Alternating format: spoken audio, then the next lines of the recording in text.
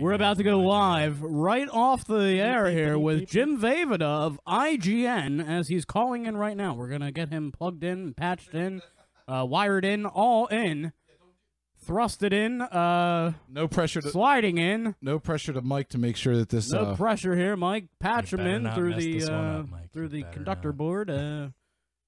And all we're right, live. we are getting the okay signal. We have IGN's Jim Vejvoda on the line. Jim, how's it going today? Hey, guys. Hey, thanks for calling in, Hey, Jim. Jim. Yeah, of course. Thanks for having me. Yeah, Absolutely. no problem. So we are very excited to have you on the show. I'm a big fan of yours and everything that you guys do over at IGN, and I know my partner Bill is as well. So thanks for taking a couple of minutes out of your day to talk with us. So just before we get into anything else, just let our listeners know kind of your role over at IGN and what you do over there.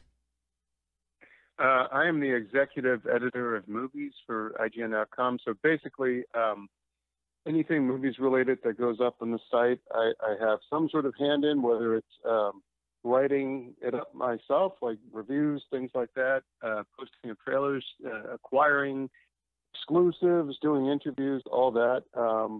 Pretty much I'm responsible for all the day-to-day operations of movies content on IGN.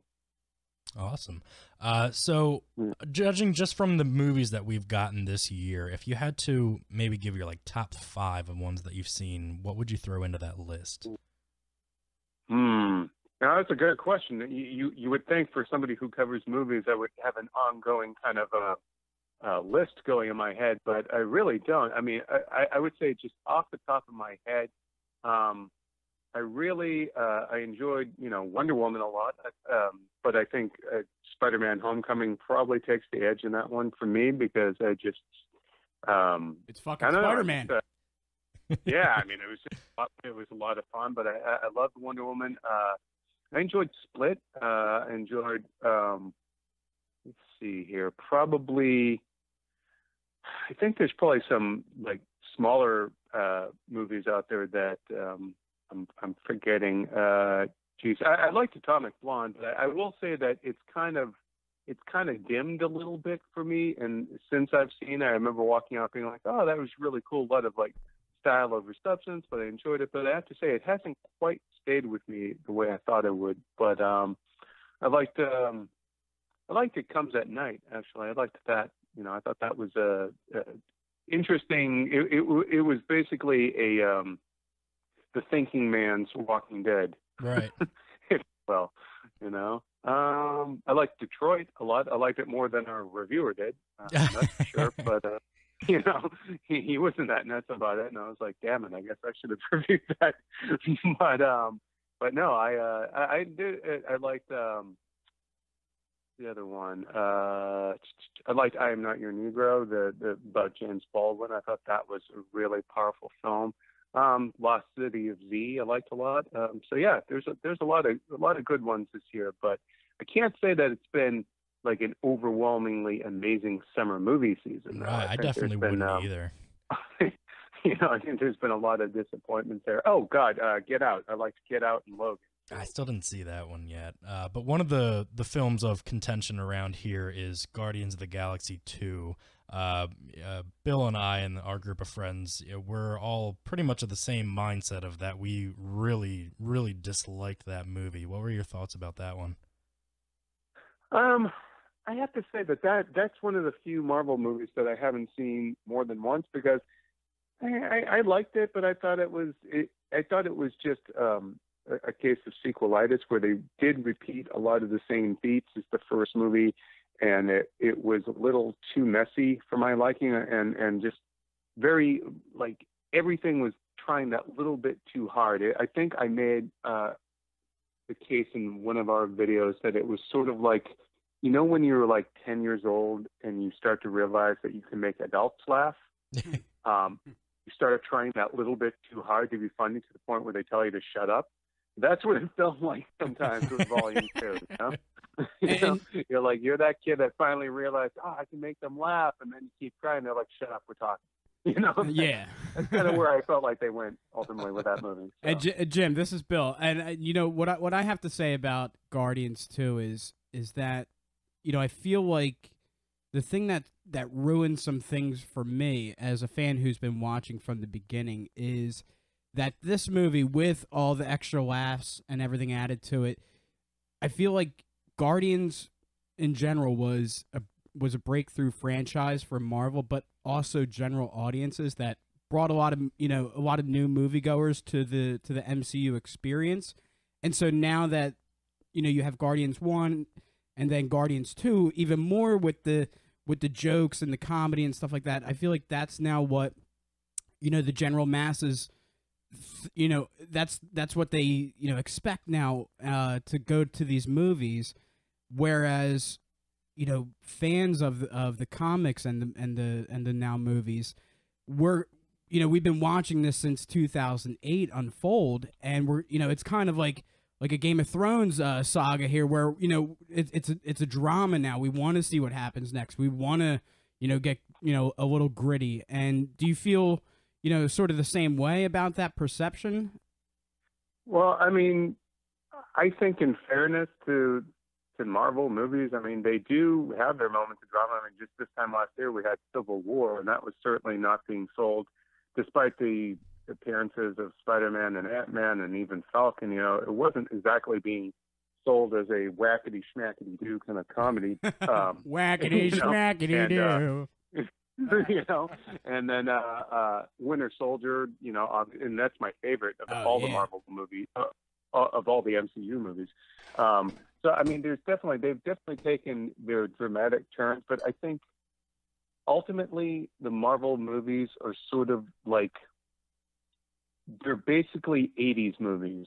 They're 80s action comedies and I think they reflect the sensibility of the guys who run Marvel in the era that came up in enjoying movies. So I feel like, if somebody like a Martin Brest was still making movies, he's the guy who did like Beverly Hills Cop, and he's done a lot of things. But you could get somebody like that to make a Marvel movie if they were doing them back in the day. Like, they're basically, to me, like 80s action comedies. Yeah. But I get where the fans are going, that it's a little too glib and a little too lighthearted, but yeah, I feel like they're adding humor and comedy into like Guardians 2 or these other movies now, where it's really unwarranted and it really detracts a lot from the movie and kind of makes light of things too much, and it lowers the stakes and it lowers the sense of anticipation for darker things to come.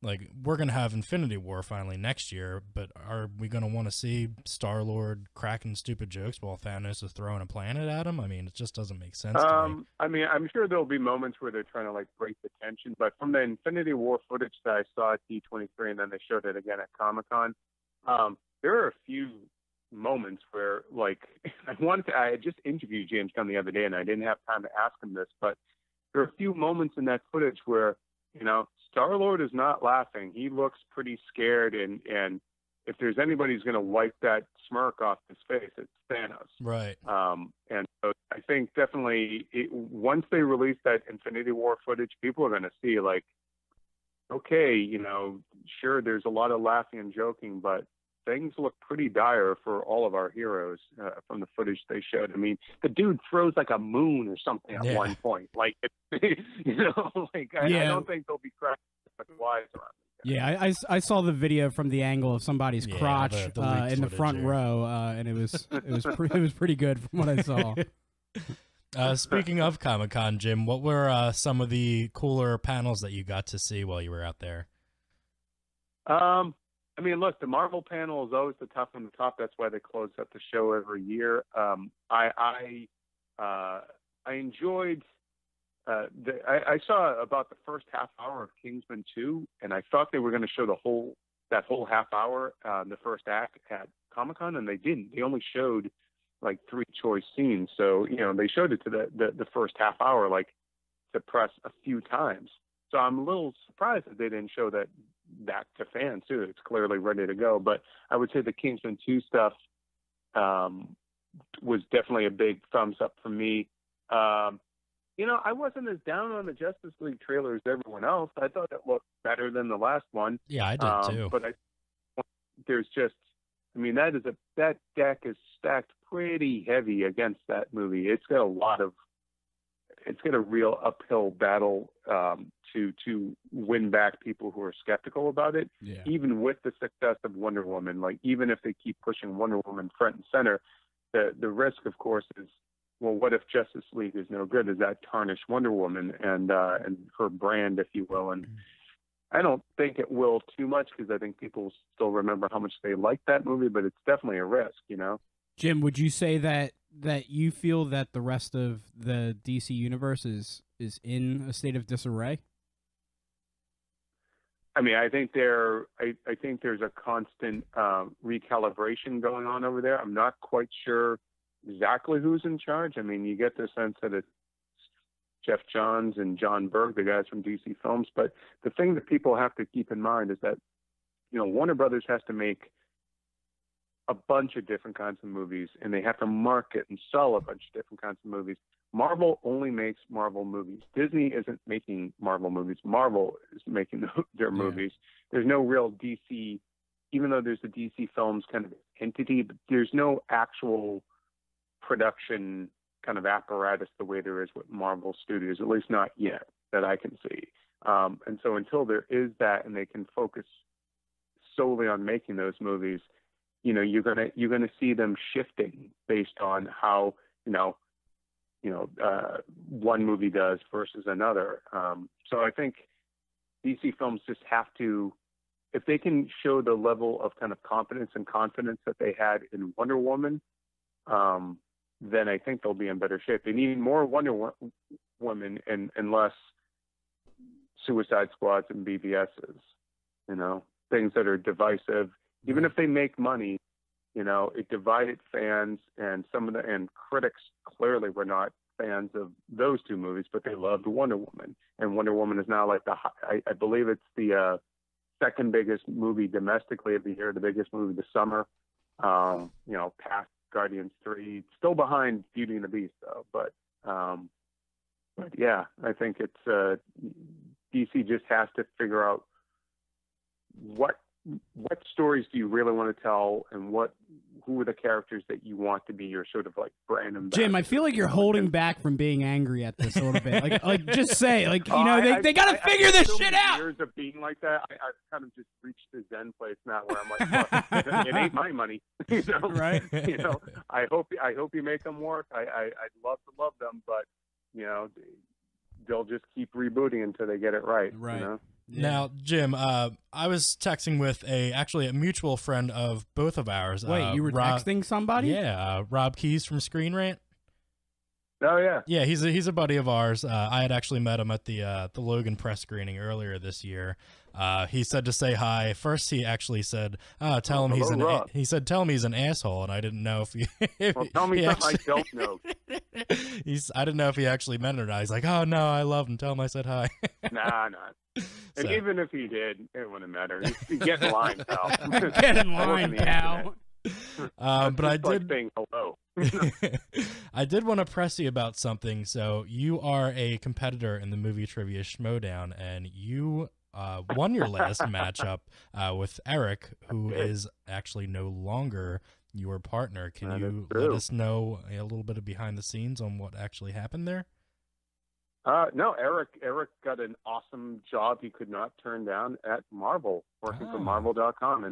And Eric Goldman is a giant fanboy, a giant Marvel fanboy in particular. He loves some DC stuff, but he is a Marvel boy, and this job just kind of came up, and he'd have been a fool to say no to it. I mean, this is, you know, he's living the dream. So I wish Eric the best. I think he's an awesome dude, and we had a great 11 years of working together through, you know, good times and bad. And I think, you know, in terms of like the Schmodown stuff, I mean, that's really Christian Harloff's call about what he would like to do. But, you know, we haven't filled Eric's role yet. We are looking for a TV editor. So if you know anybody, have them check out IGN's job site. But for right now, I mean, it's Christian's call. But if he wants to like pair me up with somebody else as a non-team IGN thing, I'd be down for that. I enjoyed. He talked to me about it for ages, trying to get me on, and I just, you know, I'm not based anywhere near the valley. This is a total LA thing. Like they're out in Burbank, which is might as well be on another planet when you're coming from the west side in the middle of the afternoon. I'm like, dude, that's a lot to ask. I'm like, right, Jim, I'm flying out as we speak. We got this next challenge, okay? Yeah, we're out here. We're out in South Jersey right now, so we're raring to go. We want to be a part of this thing someday. Jim, you were touching upon 80s movies when talking about the Marvel movies a moment ago. I want to ask you, first off, give me one of your favorite 80s movies, and what do you think about some of the 80s classics that are going to be coming out soon, such as the new Predator with Shane Black and Big Trouble in Little China? I would say that probably my favorite movie ever, and it's for very sentimental reasons, is an 80s movie. It's Star Trek II: The Wrath of Khan. But I love Raiders and Airplane, and Back to the Future is a huge one for me. Ghostbusters, but there's a lot of like little weird ones that people might forget, like FX. Yeah. The special effects guy who like gets into a cape. With Brian Dennehy, right? Weird, but I love it. And then Brian Dennehy and Brian Brown, the double Brian, man. Yes. Brian squared. Jim, we might be. I'm a huge Miami Vice TV show. Oh, yeah. So that's, that was definitely a big part Jim, of it. who is your favorite cameo on Miami Vice? Oh man, God. I mean, every cameo was like a Coke dealer. Julia Roberts was in a few episodes, or at least in one episode. Bruce Willis. There was one episode, and I talked to my first time I ever interviewed Annette Bening. I was trying to break the ice with her, and I thought maybe she would get like defensive for me bringing up that she was on Miami Vice, and instead her face lit up, and she's like, "I got my SAG card for doing that. That was like the best thing that having that job." And then like her episode, it was her, Viggo Mortensen, and Lou Diamond Phillips. Oh, that's star-studded right there. I can't stand Lou Diamond Phillips. And then there was another one that was like Wesley Snipes. Yes, Wesley Snipes. So that show had like everybody. Ving Rhames was in there, everything. Phil Collins was a Coke dealer also on one of them. Phil the Shill, I remember that. Yes. Episode, yeah. Bert, he like won all his money on a game show or something. Yeah. Burt Young was on there too. Something like that. Yeah, there was a lot. There was a lot of good ones. But you just struck a note with me. I think we might be best friends now, since you just told me Star Trek II: The Wrath of Khan, which has got a 35th anniversary coming up. And it's going to be. Well, they were just screening it last night in LA, and I couldn't make it. But they did a double feature at our big like revival house in New Bev of Star Trek 2 and Star Trek 4. Yeah. I don't know why people always skip over Star Trek 3. I like Star Trek 3. 3 is a solid one. Yeah. Come on, man. Kirk's got to steal the ship and blow it up. Exactly. All for his best friend, bring his friend. Come on, that's moving. His kid dies. Like, what more do you want? That's drama, people. I thought 3 was like the grittier of the, like it didn't show anything really like Starfleet, and I thought that was one of the cool aspects of the. Well, I think series. that's a byproduct of them not having the budget.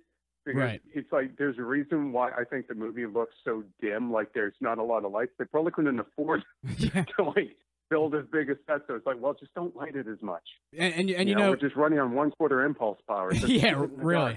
Dark, And I mean, the one thing about Star Trek 4, which I don't know if you know, but Eddie Murphy was actually supposed to be in that movie, which he actually declined to go off and do Beverly Hills Cop and stuff.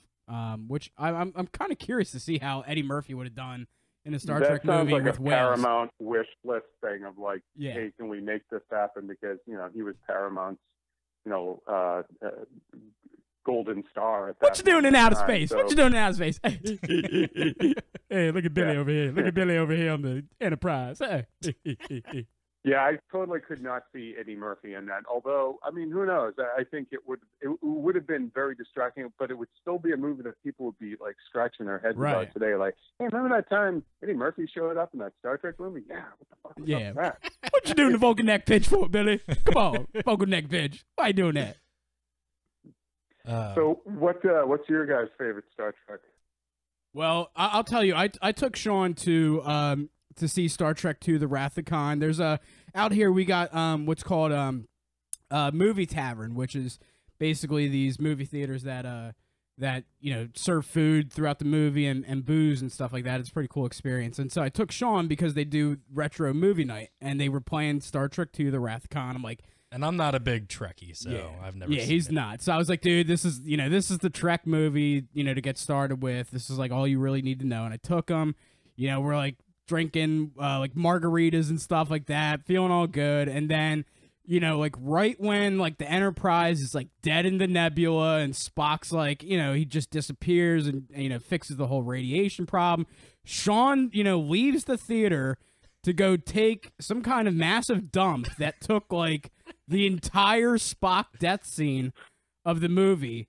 And I'm like, dude, where did you go? You just missed like the entire setup of the entire movie. And he's like, oh, I had to go take a dump. And so, that explains right there. Timing is everything in life. So. But I would have to say, Star Trek II is one of the obvious classics, but I also like First Contact if I'm going to go. See, that's what I would actually pick because I've seen that one. First Contact's a solid movie, yeah. I would have to James go there. Cromwell in there. Yeah, you got Jimmy Cromwell in there. That's if I'm going to have to go with my Trek movies, that's going to be my picks right there.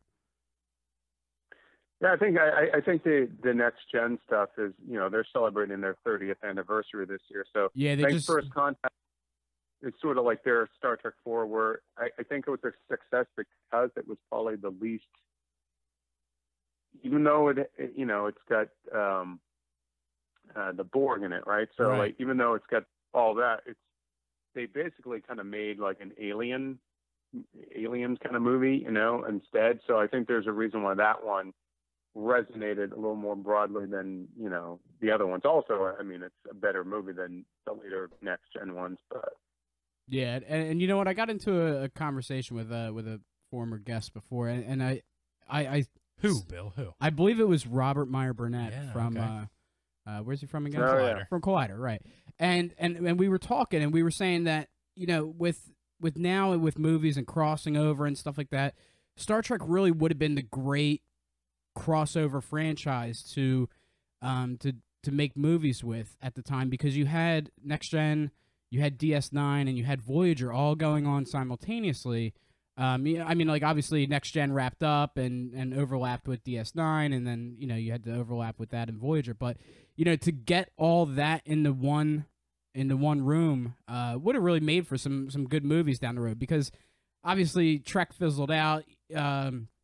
With movies like Insurrection and Nemesis, and of course, by those times DS9 was wrapping up, Voyager was, already halfway through its run, and I think they missed an opportunity there with being able to elevate that franchise a little bit and make at least a little bit longer lasting impression.